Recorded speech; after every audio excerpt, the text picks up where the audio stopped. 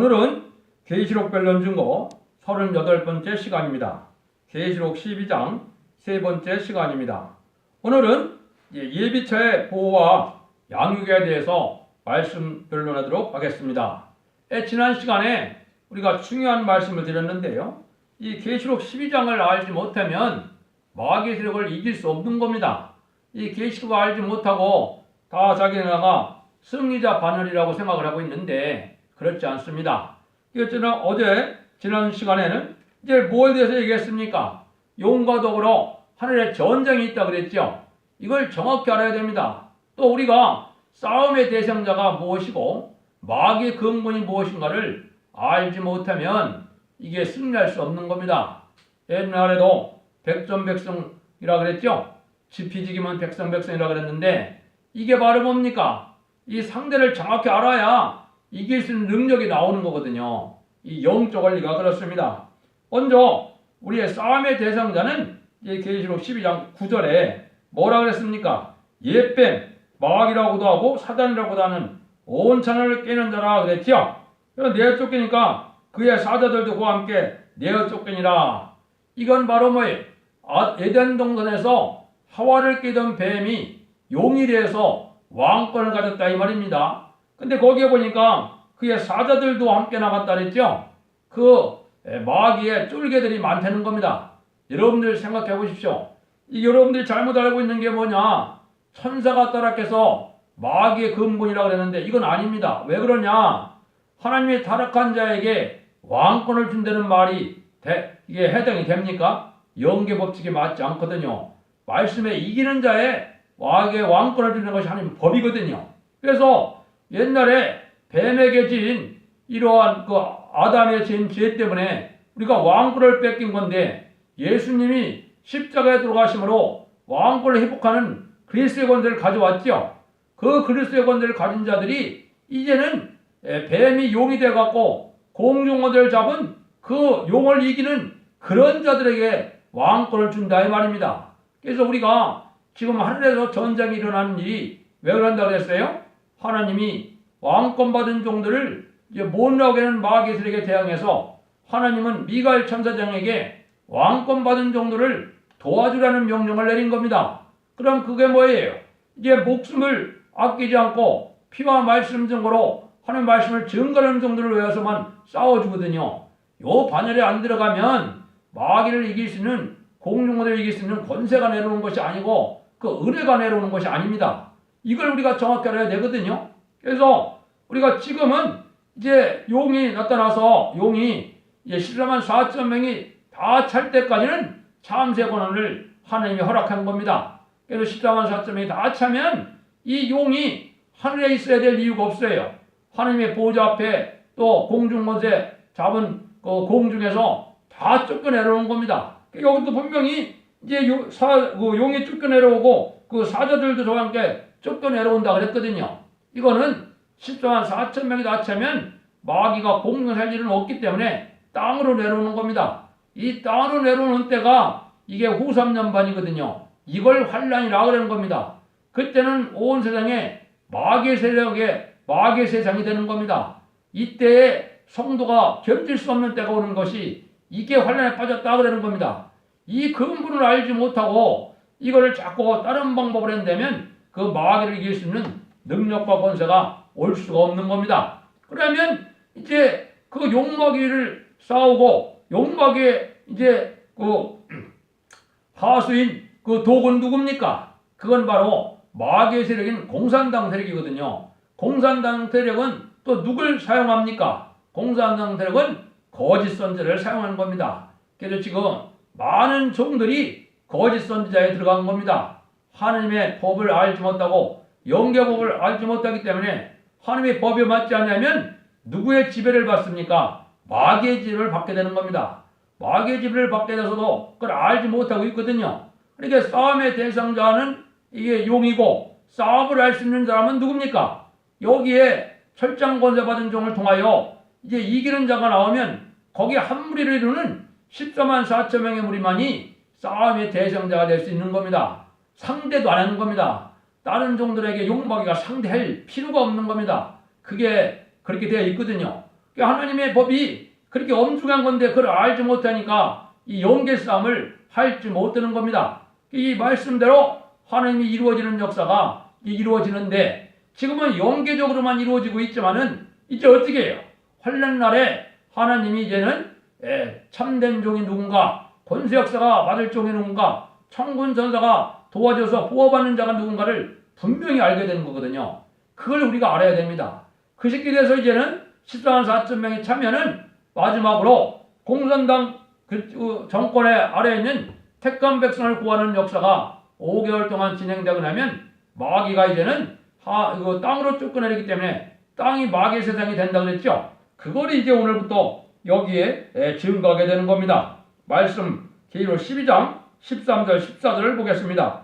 용이 자기가 땅으로 내어 쫓기는 것을 보고 남자를 낳은 여자를 핍박하는지라 그 여자가 독수리의 두 날개를 받아 광야 자기 곳으로 날아가 거기서 뱀의 낯을 피하며 한 때와 두 때와 반 때를 양육받으며 그랬죠. 요게 이제 후 3년 반, 한 때, 두 때, 반 때가 후 3년 만을 지칭했는데요. 요걸 우리가 정확히 알아야 되는데 용이 자기가 땅으로 내어 쫓겼다 그랬죠. 내어 쫓기니까 이제는 하늘에서 해줄 수 있는 권세가 없으니까 땅에 쫓겨내놓으니까 누가 밉습니까? 이 남자를 낳는다. 이게 철장공을 받은 종을 통하여 14만 4천 명이 나오게 되는 역사가 진행됐거든요. 이걸 미워한다 이 말입니다. 그게 첫대 기회입니다. 그래서 여기는 여자를 핍박한다 그랬죠. 이 첫대 기회를 아주 대적하게 된다 이 말입니다. 이것서 이때는 하나님의 보호를 받지 않으면 살 수 없는 때가 되거든요. 왜? 14만 4천 명은 그 태양에 내려 쫓길 때 이미 들림을 받아서 하나님 앞에 보호자 앞으로 이미 들림을 받았거든요. 그러면 뭐가 남았겠습니까? 이제 첫대기의 변론을 듣고 쫓아오던 백성들, 성도들이 남았겠죠. 그 자들을 핍박한다 이 말입니다. 근데 여기에 독수리의 두 날개를 받아 광야 자기 곳으로 날아간다 그랬죠.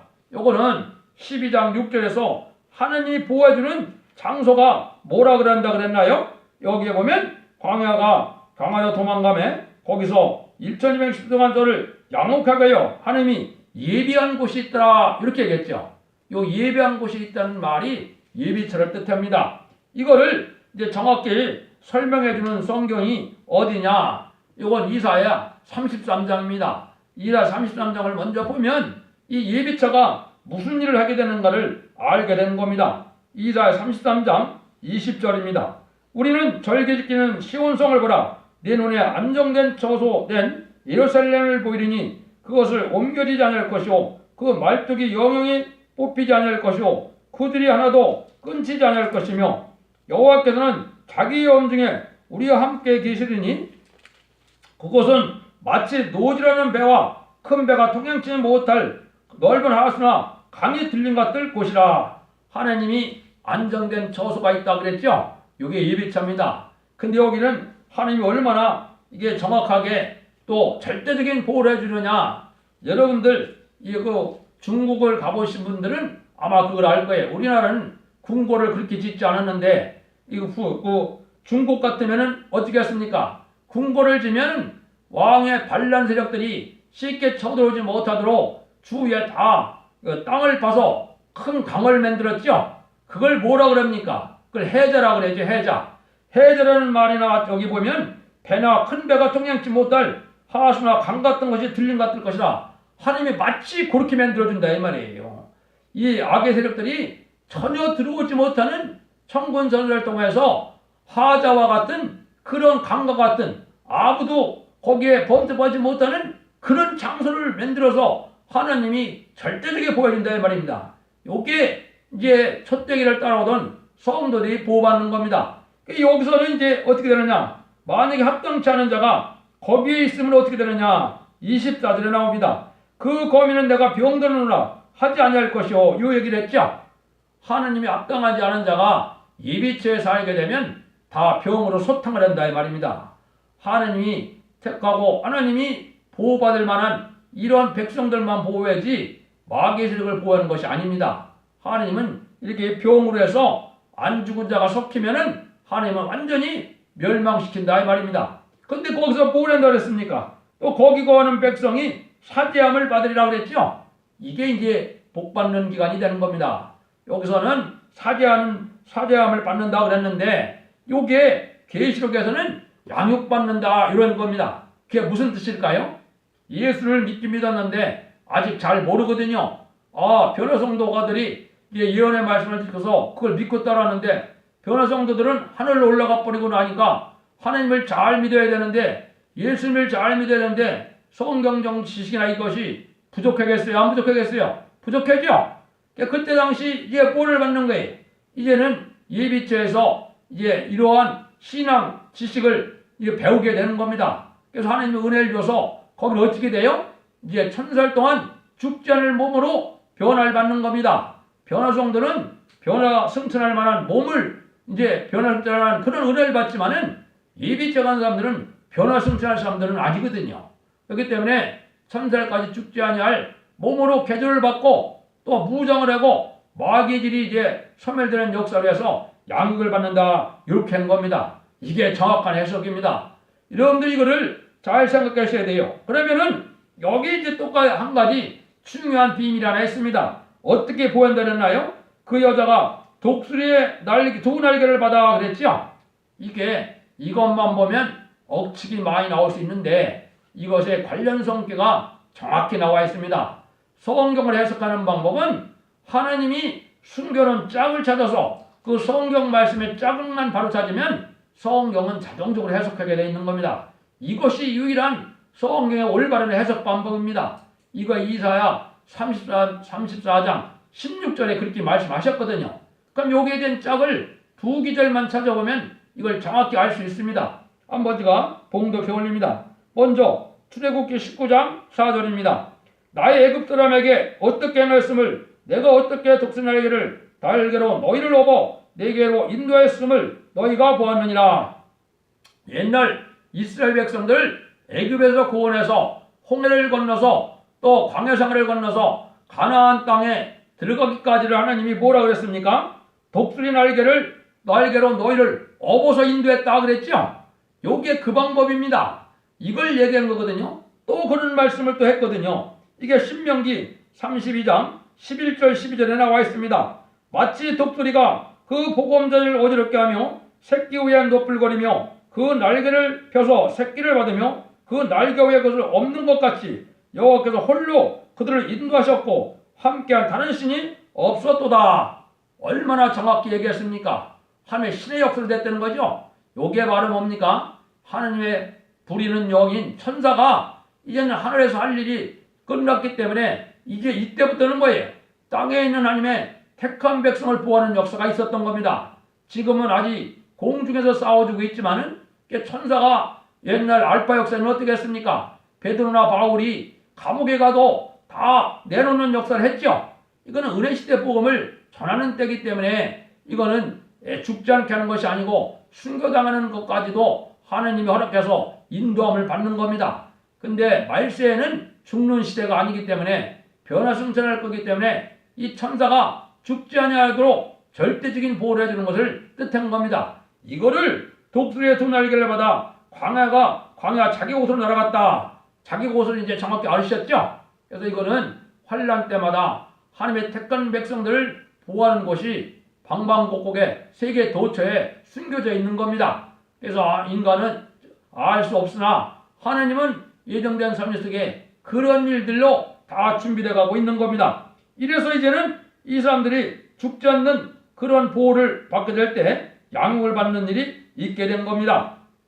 여러분 이제 더 중요한 것 중에 하나도 이제 15절에 보면 우리가 잘 알아야 되는데요. 15절입니다. 여자에 대해서 뱀이 그 입으로 물을 강같이 토하여 여자를 물에 떠내려가게 하려 하되 이랬죠. 여자의 뒤에서 뱀이 그 물을 강같이 내렸다 했죠. 이거는 뱀의 세력이 아주 강한 걸 뜻한 겁니다. 뱀의 세력이 강한데 뱀의 세력이 뭘 가지고 인간을 멸하려고 그랬습니까? 이거는 전쟁을 뜻한 겁니다. 전쟁을 하는 걸 하나님이 이 물의 세력으로 이렇게 표현한 것이 성경에 아주 많습니다. 그런 성경 기절을 몇 군데만 제가 소개해 올립니다. 이제 어떻게 하느냐? 여기에 보면 이사 8장 7절 8절에 이렇게 되어 있습니다. 그러므로 주 내가 흉흉하고 창이란 큰 하수 같은 곧 아스로 왕과 그 모든 의력으로 그를 덮을 것이며 그 모든 골에 차고 언덕에 넘치며 흘러 유대에 들어와 창이라고 목에까지 미치리라 그랬죠. 이게 바로 한국의 환란의 모습을 이렇게 표현한 겁니다. 이번 재침의 환란이 이게 강같이 물이 나와서 목에 차는 것 같이 한국에 어떻게 된다는 겁니까? 북방 공산당 세력이 다 들어와서 아주 약탈하고 멸망시키는 일을 할 것이고 이게 3차 대계대전 때도 또 그런 일을 하게 되어 있는 겁니다. 이렇게 물로 표현이 됐거든요. 여기만 그런 게 아닙니다. 예레미야 47장 2절에 보면 보라 물이 북방에서 일어나 창이라는 시대를 이루어 그 땅과 그 중에 있는 모든 것과 그 성읍과 거기에 거하는 자들을 엄물시키리니 그랬죠. 여기도 정확하죠. 북방 문제는 누굽니까? 이게 공산당 세력입니다. 그래서 우리나라 남북전쟁이나 또 3차 세계대전이나 아마겟돈 전쟁이나 이 전쟁의 대상자는 북방 세력인 공산당입니다. 이게 아주 강한 세력이 나타나는 거예요. 이것이 엄청나게 여러 군데 있습니다. 또 시편 30편 6절에는 진실로 홍수가 범람할지라도 저에게 미치지 못하리라 했습니다. 일어났죠? 이것도 보면 뭐예요? 아무리 홍수가 나도 하나님의 택한 종들과 백성들에게는 이게 피해를 당치 않는다 이 말입니다. 이렇게 말씀을 했거든요. 그 다음에는 아주 중요한 성경 중에 하나가 뭐냐? 다니엘서 11장 40절입니다. 여기도 그렇게 표현을 했습니다. 그리고 11장 40절을 잘 모르고 있는 것이 기독교인데 11장 40절은 두 번 응하게 되어 있습니다. 이번 한국에 한 번 응하고 3차 대전 때 한 번 더 응하게 되어 있습니다. 이거 어떻게 표현됐나? 제가 봉독해 올립니다. 마지막 때 남방왕이 그를 찌르니 북방왕이 병과 마병과 많은 배로 해리 바람처럼 그에게 마주와서 그 열원에 들어가며 물이 넘친같이 지나갈 것이요 그랬죠. 여기도 물에 넘친같이라 그랬죠. 이게 환란이 일어나는 일을 이렇게 보여준 겁니다. 이것이 북방 세력이 하는 일인데 이게 1차적으로는 한국의 부패한 세력, 부패한 정권, 부패한 기독교, 교권 이것이 다 멸망할 때 이런 일이 벌어진다는 겁니다. 이게 직접적으로 한국에 대한 부분은 또 어디에 이렇게 표현이 되느냐? 이것이 나홈서 2장 6절에 되어 있습니다. 강들의 수문이 열리고 왕궁이 소멸되며 그랬죠. 강들의 수문이 열린다는 겁니다. 이건 정확히 뭐예요? 땅굴을 통해서 북한 군대가 물밀듯이 내려올 걸 보여준 겁니다. 이때 어떻게 된다고요? 왕궁이 소멸된다 그랬죠. 왕궁은 뭘 뜻했어요? 청와다만 왕궁이 아닙니다. 도지사 공관, 시장 공관 이게 다 왕궁이거든요. 이것들이 다 불탄다 이 말입니다. 지금 악한 세력이 이게 정권을 잡고 있기 때문에 이게 멸망시킬 걸 보여준 겁니다. 여러분들 이거 개인적인 생각을 전하는 게 아닙니다. 성경 본문이 그렇게 예언이 되어 있고 그 말씀이 응하는 때가 된 겁니다. 그러면 여기 물을 강같이 떠해서 여자를 물에 떠내려게 한다는 말을 이제 더 의심이 가는가요? 아니죠. 그러니까 공산당 세력이 이게 물같이 내려와서 견디지 못하게 했지만은 예비처만은 들어가지 못하게 한다 이 말입니다. 한국에도 예비처가 있겠죠.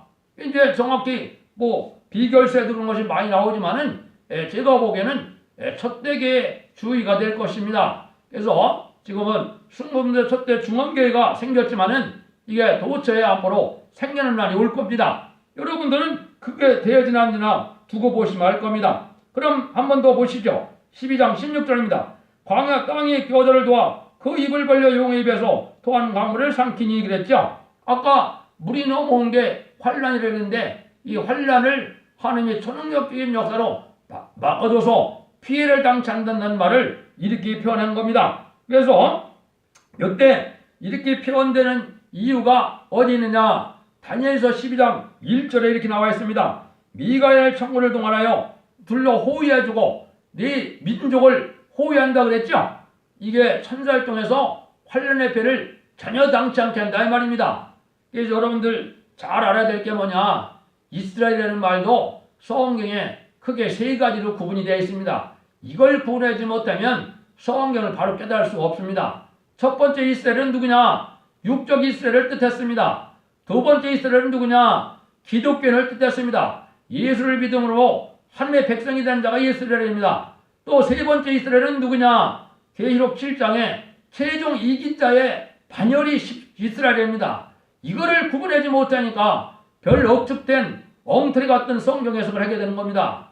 이거를 정확히 구분해야만 이 성경적으로 이기는 자의 단체가 무엇인지 어디에 가야 보호를 받게 되는 것을 정확히 알게 되는 겁니다. 이 말씀대로 이제 되는 것이거든요. 그래서 이런 일들이 있을 것을 얘기해서 천군 천사가 동원해서 그렇게 절대적인 보호 역사를 해줄 것을 얘기한 겁니다. 여러분들이 이제는 양육받는 일이 이제 이렇게 진행되는 걸 볼 수가 있죠. 근데 이때 이제 지금은 아주 미약한 상태이기 때문에 아무도 알아주지 않지만은 이게 변화성도가 이루어지고 변화 승천할 때쯤 되면 온 세상이 벌벌 떠는 단체가 되거든요. 왜? 재앙으로 땅을 치는 권세를 가지고 있거든요. 그 종이 하는 대로 모든 자연계까지 움직이고 정권전화가 동원돼서 원하는 말하는 대로 말씀 권세가 나가는데 세상 권세 누가 대들겠습니까? 공산당들에게 뭐가 된다고요? 초계가 된다고 그랬거든요. 그 종 앞에는 초계와 같은 그런 세력밖에 안 된다는 겁니다. 이러니까 우리가 만주장도 능히 찾아낼 수 있겠습니까? 없겠습니까? 있을 것입니다. 여러분들 그거 기도하십시오. 저도 옛날 우리 고려 땅, 우리 발해 땅 그거를 우리가 회복돼야 되고 백두산 압록강도 망강 그거를 회복되게 기도하는데 하나님이 들어주면 응답해주면 되는 거 아닙니까? 뭐 하나님이 마음만 먹으면 되는 건데 그게 뭐 어려운 일이겠습니까? 그걸 될 줄 믿고 기도하는 게 이게 성도의 기도입니다. 그러니까 여러분들도 이래서 전쟁의 두려움에서 벗어나시고 이제는 하나님의 절대적인 말씀대로 믿는 그러한 단체에 속해서 여러분들이 오히려 새시대의 주요 통일의 용사, 진리용사, 멸국용사, 승용사 이런 자가 되는 것이 이 시대에 가장 복받는 길입니다. 이거는 인간이 만들어내는 학설이 아닙니다. 성경 본문 그대로를 믿고 그대로 순종하는 자에게 그대로 능력이 나타나서 그대로 말씀대로 이루어질 것입니다. 이게 이 시대에 살아있는 신앙이거든요. 아까 먼저도 얘기했지만 정통만 찾다가 깡통되지 말고 신앙의 정로로 재림들을 영접하는 교회는 오직 첫대 교회밖에 없는 겁니다. 성경 예언이 그렇습니다. 여러분들 각상 받으시고 피해를 받지 않는 이러한 단체에 속하여서 복받는 자들이 되기를 원합니다. 여러분들이 17절이 남았나요? 네, 17절을 보고 마치겠습니다. 17절 용이 저 여자에게 분노하여 들어가서 그 여자의 남은 자손 곧 하나님께 계명을 지키며 예수의 증거를 가진 자들로 더불어 싸우고 바다 무레오에 섰더라. 여기가 참 여러분들이 이제 진짜 각성받고 순종하는 여부에 따라서 엄청난 차이가 나는 겁니다. 여기에 보면 용이 분노해서 남은 자의 자손이다 그랬는데 이 남은 자의 자손이 누구하고 싸움하는 거예요? 용과 더불어 싸움을 한다 이 말이죠. 근데 그 숫자가 바다 위의 모래처럼 같이 많다는 거죠. 이게 환란에 빠질 사람들을 얘기하는 겁니다. 환란에 빠질 사람들은 앞으로 누구냐고요? 첫대기에서 변론하는 말씀을 순종치 않는 자들은 모조리 환란에 빠지게 되는 겁니다. 멸망하지 않으면 환란에 빠지는 겁니다. 이거는 하나님의 영계 법칙의 절대적인 겁니다. 그러면은 후삼전반에 가서는 어떻게 됩니까? 이는 짐승의 표를 받지 아니하면 죽게 되거든요. 짐승의 표를 받으면 어떻게 해요? 심판의 대상자가 돼서 영원히 멸망하거든요. 그때 믿음을 지키는 것은 죽음으로 믿음을 지킬 수밖에 없는데 그렇다 해서 그것이 복받는 게 아닙니다. 예언의 말씀을 안 지켰기 때문에 1000년 동안 음부가는 벌을 받아야 되는 겁니다. 여러분들 이 엄중한 법을 잘 생각하셔야 돼요. 알파 역사에 그게 없었나요? 있었습니다. 그게 바로 뭡니까? 노아의 방주에 타지 않은 이러한 세세 후손들이 어디에 갔습니까? 음부에 갔습니다. 베드로전서에 보면 예수님이 십자가 들어가시고 난 다음에 어디 갔다 그랬습니다. 옥에 갇힌 영들을 구원하러 갔다 왔다 그랬죠. 그때서 이미 구원받는 겁니다. 그러니까 노아 홍수 때부터 예수님이 십자가 들어가는 날까지 음부에서 그 법을 안 지킨 그런 형벌을 받게 되는 겁니다. 앞으로도 마찬가지입니다. 이거를 여러분들 중요하게 생각해야 됩니다. 그래서 이러한 일들이 앞으로 해줄 것을 우리에게 말씀하는 것이고 이제는 첩대기에 들어오지 않고 개인적으로 행동을 하거나 절대적으로 휴거될 수가 없고 절대적으로 이런 자가 될 수가 없다는 걸 여러분이 알게 됩니다. 그럼 세상은 이제 급속도로 이 몇 가지 정도로 사람이 나눠지게 됩니다. 어떻게 나눠지게 될까요? 그걸 말씀드려 봅니다. 첫 번째는 이제 부득불 이렇게 되는데 무장 같은 종들이 나온다. 이거는 14만 4천 명이 이제 나옵니다. 이거는 동양과 서양에서 많이 나오게 되어 있습니다. 남방과 북방에서는 거의 나오지 않습니다. 그 다음에는 그 가족이 나온다. 변화성도가 되면 그 가족을 하나님이 보호해주고 구원받을 믿음을 주게 되기 때문에 다 복을 받게 되는 겁니다. 그 다음에는 무장 같은 종을 따라오는 양떼들이 나온다. 이거는 이제 변화성도는 되지 못하지만은 새 시대에 종족된 백성에서 예비처에서 보호받을 백성들이 나온다 이 말입니다. 그 다음에는 일반 교회 그냥 신자가 있는데 쫓아지는 신자, 이거는 바벨 교회가 돼서 마귀에게 지게 되는 겁니다. 그 다음에는 이제 뭐가 돼요? 본격적으로 짐승의 표를 치게 될 때가 오겠죠. 그럴 때 짐승의 표가 된 자는 무조건 계시록 16장에서 대접장 때 죽는 겁니다. 이제는 표 받는 때는 계시록 13장인데요. 다음 시간에 그걸 변론에 올리도록 하겠습니다. 그래서 이제는 이 하나님의 말씀을 잘 읽고 듣고 이제 순종을 하시면서 성령님께 간절히 기도함으로 성령님이 가르쳐주는 말씀 앞에 순종해야 되는 것이지, 이걸 인간적인 신학적, 철학적, 문학적 이렇게 해서 성경을 깨닫게 되는 것이 아닙니다. 여러분들 이것이 이 시대의 마지막 걸리는 걸 생각하시고 순종하여서 그 엄청난 복을 누리는 복된 성도들이 다 되기를 예수님의 이름으로 간절히 축원드립니다. 아멘.